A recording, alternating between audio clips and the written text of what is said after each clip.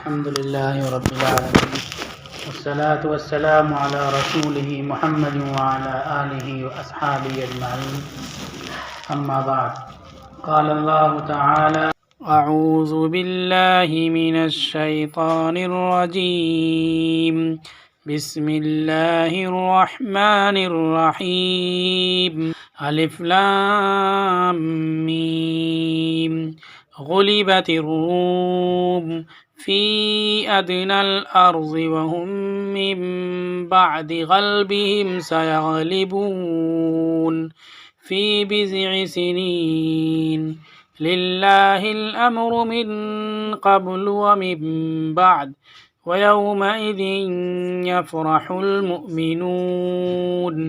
بنصر الله ينصر من يشاء وهو العزيز الرحيم وعد الله لا يخلف الله وعده ولكن أكثر الناس لا يعلمون صدق اللہ العظیم۔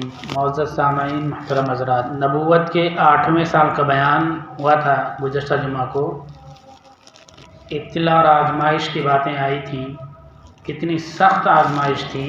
پورے مکہ کے لوگوں نے بائیکاٹ کیا تھا آپ صلی اللہ علیہ وسلم کے گھرانے کا، اور یہ بائیکاٹ مسلسل 3 سال تک چلتا رہا۔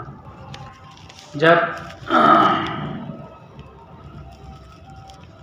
اللہ کے نبی صلی اللہ علیہ وسلم اور آپ کا گھرانہ شیب ابی طالب میں قید تھا اور دوسرے خاندان کے مسلمان اپنے اپنے مقامات پر تھے، ان کو ستانے کا انہیں بہت موقع مل رہا تھا۔ حضرت ابوبکر صدیق رضی اللہ تعالیٰ عنہ انہیں گھر میں رہتے تھے تو انہیں بھی لوگ پریشان کرتے ہوئے ستاتے تھے، تو حضرت ابوبکر صدیق رضی اللہ تعالیٰ عنہ مکہ چھوڑ کر کے باہر جانے لگے۔ جب باہر جا رہے تھے تو قبیلہ قارہ کے سردار ابن الدغنہ انہوں نے دیکھا اور پوچھا کہ کیا بات ہے، آپ کہاں جا رہے ہیں؟ تو انہوں نے کہا کہ مکہ میں ہم کو ہمارے دین پر عمل نہیں کرنے دیا جاتا ہے اور مختلف قسم کی پریشانیاں کھڑی کی جاتی ہیں۔ اب میں مکہ چھوڑ کر کے جا رہا ہوں اور کہیں بھی جاؤں گا، زندگی گزار لوں گا جہاں ہم کو دین پر عمل کی آسانی ہوگی۔ اس سے کیا معلوم ہوا کہ جہاں دین پر عمل کرنا مشکل ہو اور دین پر عمل کرنا دشوار ہو، دین چھوڑنے کے لیے مجبور کیا جائے، وہاں مسلمان کو نہیں رہنا چاہیے۔ اگر طاقت نہیں ہے تو نہیں رہنا چاہیے، طاقت ہے تو مقابلہ کرنا چاہیے اور مقابلہ کر کے اپنے دین پر عمل کرنا چاہیے۔ لیکن اگر کمزوری ہے اور ظلم زیادہ ہو رہا ہے تو اس جگہ کو چھوڑ دینا چاہیے۔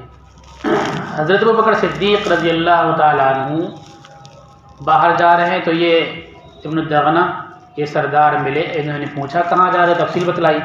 تو انہوں نے کہا فَإِنَّ مِثْلَكَ يَا أَبَا بَكْرَ لَا يَخْرُجُ وَلَا يُخْرَجُ، اے ابو بکر تمہارے جیسے لوگ شہر کو چھوڑ کر کے نکلتے نہیں ہیں اور نہ نکالے جاتے ہیں، نہ ان کو کوئی نکالے تو یہ مناسب ہے، نہ آپ خود شہر کو چھوڑ کر کے جائیں۔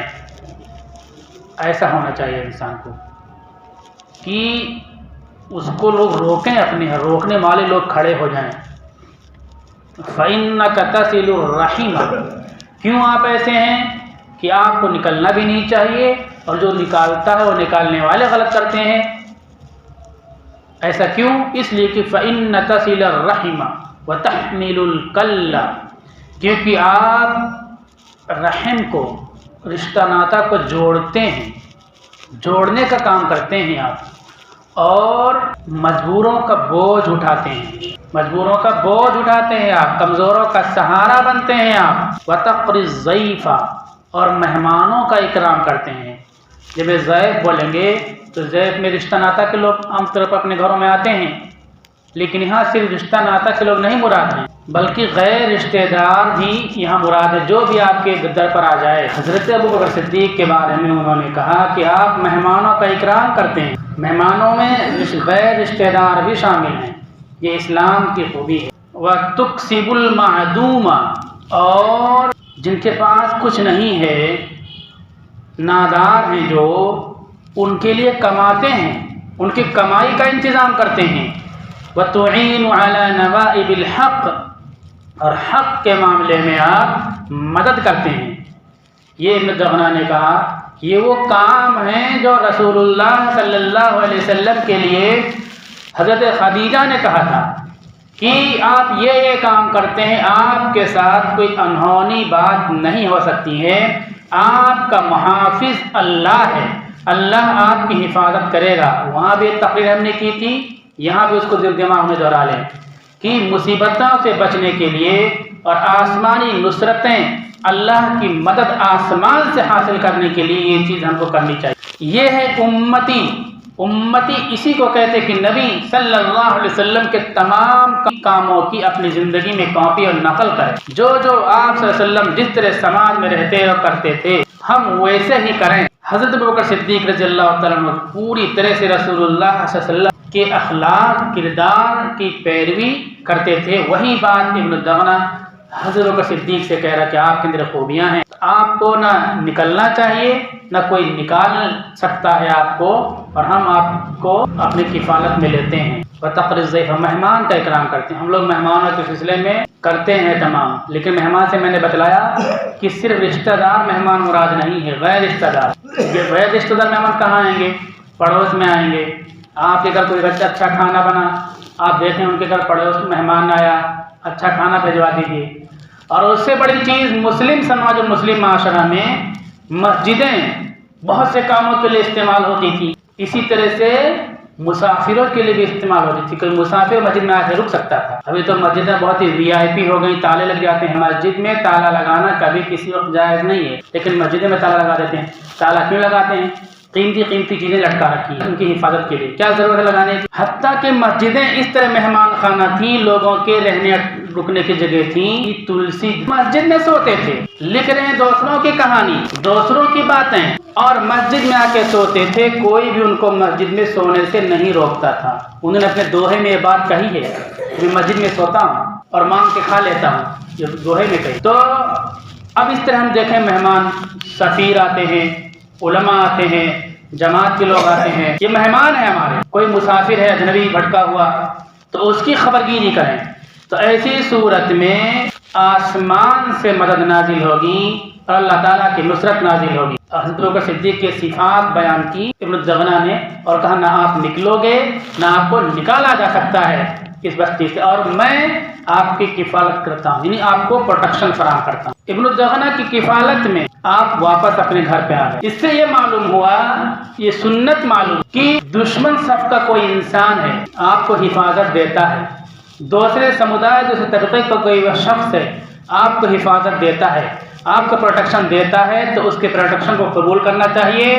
اور جب ایسے ماحول میں ہوں جہاں ہم کو حفاظت کی ضرورت ہو اور دوسری جگہ ہم کو سہارا ملے، تو ہم کو اس کا سہارا حاصل کرنا چاہیے، اس کے پروٹیکشن میں رہنا چاہیے۔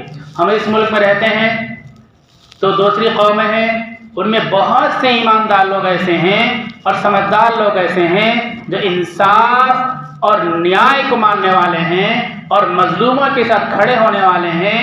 اگر ان سے ہم کو سہارا ملے تو ان کا سہارا قبول کرنا چاہیے اور ان کے ساتھ رہنا چاہیے، ان کے پروٹیکشن میں ہم کو رہنا چاہیے۔ اس سے معلوم ہوا عام طور پر ہم لوگ یہ غلطی برابر کرتے رہے، کسی ایک پارٹی کو پکڑ لیا تو جھنڈا توپتے رہے اور دوسرے کو دشمن کہہ دیا اور اس سے ہمیشہ لڑتے رہے۔ ہر پارٹی، ہر جماعت، ہر گروہ ہمارے مدد کے لیے کوئی کھڑا ہوتا ہے اس میں، تو اس سے ہم کو تعلقات قائم کرنا چاہیے۔ حضرت ابوبکر صدیق رضی اللہ تعالیٰ عنہ اب آ گئے اس کی حفاظت میں۔ ہم کو حفاظت مل جائے، پروٹیکشن مل جائے، تو جو ہمارا کام ہے اس کام میں ہم کو کوتاہی نہیں کرنی چاہیے۔ ہمارا کام دعوت و تبلیغ ہے، لوگوں تک توحید کا پیغام پہنچانا ہے، رسالت کا پیغام پہنچانا ہے، اللہ کا پیغام پہنچانا ہے۔ جتنی شکل اور صورت بن سکتی ہیں ان شکل و صورتوں کو استعمال کرنا چاہیے، ان وسائل کو استعمال کرنا چاہیے۔ حضرت ابوبکر صدیق رضی اللہ تعالیٰ عنہ گھر میں اپنے رہتے تھے، اپنے گھر میں انہوں نے مسجد بنائی۔ گھر میں، باہر عام مقامات پہ نماز نہیں پڑھ سکتے اور دینی مومنٹ نہیں کر سکتے، تو اپنے گھر میں مسجد بنائی، نماز پڑھتے تھے اور قرآن کریم کی تلاوت اپنے گھر میں کیا کرتے تھے.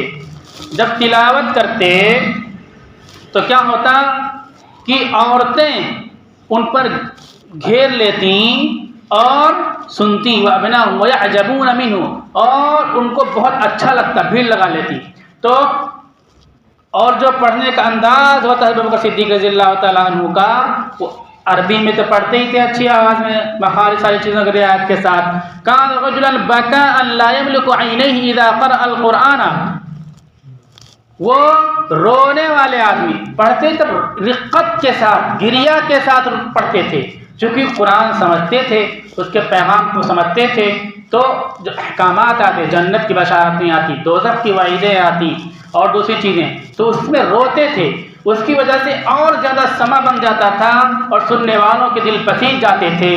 تو اس طرح سے ایک لوگوں نے محسوس کیا کہ ہماری عورتیں، ہمارے بچے سن رہے ہیں، کہیں ایسا نہ ہو کہ سب ان کا دین قبول کر لیں.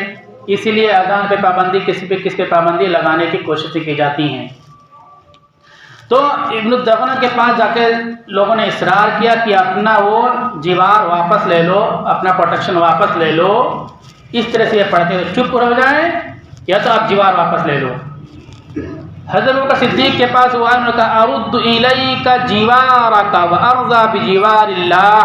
ابو بکر، میں نے جو تم کو تحفظ دیا تھا، پروٹیکشن دیا تھا، میں اس کو واپس لیتا ہوں اور میں اللہ کے پروٹیکشن میں تم کو دیتا ہوں. اب میں گارنٹی نہیں لے سکتا اور بہت زیادہ پریشر، بہت زیادہ دباؤ ہے. اب اس کے بعد ادھر محصور ہیں رسول اللہ صلی اللہ علیہ وسلم. یہ آیت نازل ہو گئی، الف لام میم غلبت الروم فی ادنی الارض.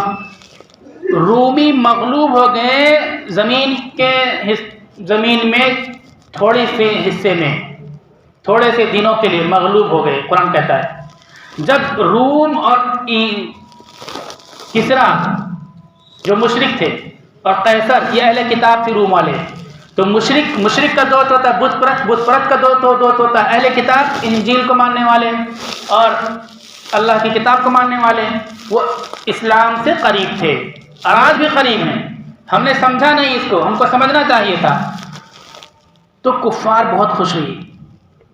پہلی بار اتنے دنوں کے بعد کسرا نے قیصر کو یا روم کو شکست دی تھی اور وہ اہل کتاب تھے، ہار گئے تھے. تو بہت خوش ہوئی کہ اب اہل کتاب جو اللہ کی کتاب کو مانتے تھے، وہ اسلام قبول کر سکتے تھے، مسلمانوں کے ہمدرد تھے، حامی تھے، وہ کمزور ہو کر ہمیشہ کے لیے ختم ہو جائیں گے. یہ آیتیں نازل ہوئی اس کے بارے میں کہ یہ روم والے کچھ دنوں کے لیے ہارے ہیں لیکن جلد ہی دوبارہ غالب آ جائیں گے. فی بضع سنین، چند سال، بضع بولتے ہیں 3 سے لے کر کے 9 سال کے درمیان کو. للہ الامر من قبل و من بعد، اللہ کے ہاتھ میں ہے ان چیزوں کا فیصلہ، ان چیزوں کا اختیار پہلے اور بعد کا. اور اس وقت جب یہ دوبارہ غالب ہوں گے روم کے لوگ تو مسلمان خوش ہوں گے، اللہ کی مدد سے غالب ہوں گے. اللہ جس کی چاہے مدد کرتا ہے، وہ زبردست ہے اور رحم کرنے والا ہے. اللہ کا وعدہ سچا، اللہ تعالیٰ اپنے وعدے کے خلاف نہیں کرتا ہے. لیکن اکثر لوگ اس بات کو نہیں جانتے ہیں. یہ آیت نازل، صحابہ کرام کا ایمان دیکھیے. جیسے یہ آیت نازل، ابو بکر صدیق رضی اللہ تعالیٰ عنہ مکہ میں گھوم کر کے اعلان کرتے رہے کہ اللہ نے آسمان سے فیصلہ نازل کر دیا ہے کہ روم آج ہارا ہے لیکن جلد ہی روم جیت جائے گا اور یہ کسرا دوبارہ ہار جائے گا، اہل کتاب کو غلبہ حاصل ہوگا. اس سے مسلمانوں کو کچھ لینا دینا نہیں تھا، لیکن دوسرے لوگ خوش ہو رہے تھے کسرا کے جیتنے پر، روم کے ہارنے پر. جیسے کہ آج ہوتا ہے، صرف مسلمانوں کو چڑھانے کے لیے دنیا بھر کے خرافات، دنیا بھر کے واقعات کرتے ہیں. مسلمانوں کو اور اسلام کا بے حیائی، ننگے پن، عریانت، اشلیلتا سے کوئی تعلق نہیں ہے، نہ فلموں سے کوئی تعلق ہے. انہیں کی ذات کے لوگ، انہیں کے آدمی سب کچھ کام کرتے ہیں. اس میں ایک نام لگ گیا خان کا، مسلمان کا، لیکن اس کے نام سے ایک محاذ کھڑا کر دیا گیا اور اس سے مقابلہ کرنے کے بجائے براہ راست ذات نبوت پر حملہ کر دیا گیا اور ذات نبوت پر مدعون کرنے کی کوشش کی گئی. تو یہ مسلمانوں کو کچھ لینا دینا نہیں تھا، لیکن کفار کو خوشی ہو رہی تھی، ان کے حوصلے بہت بلند ہو رہے تھے. اس لیے یہ آیتیں نازل ہوئی. اللہ نے کہا کہ ایسا ہوگا کہ روم ہار جائے گا، روم دوبارہ جیت جائے گا اور کسرا دوبارہ ہارے گا. تو اعلان کیا. صحابہ کا ایمان دیکھیے، اس کو کہتے ہیں ایمان جو قرآن میں آ جائے بالکل 100% ہو کے رہے گا، ہم مانے یا نہ مانے. 20 بولتے ہیں 3 سے لے کے 9 سال تک ابو بکر صدیق رضی اللہ عنہ نکلے اور مکہ کے گلیوں میں اعلان کرنے لگے کہ 3 سال کے اندر روم دوبارہ جیتے گا اور کسرا دوبارہ ہارے گا، اعلان کرنے لگے۔ وہاں کچھ کفار تھے، انہوں نے وعدہ کیا ابی بن خلف کہ اگر روم جیتتا ہے تو کیا کرو گے؟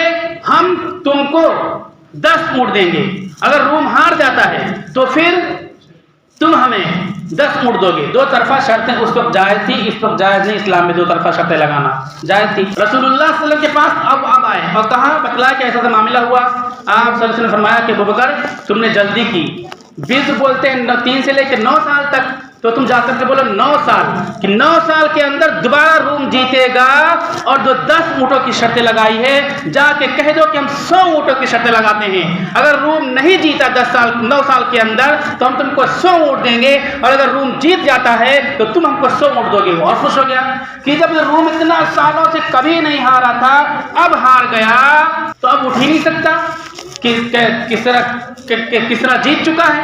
لیکن 7 سال میں دوبارہ روم جیت گیا۔ صحابہ کا ایمان دیکھیں کتنا مضبوط ایمان۔ تو یہ 2 بڑے واقعات ہوئے تھے۔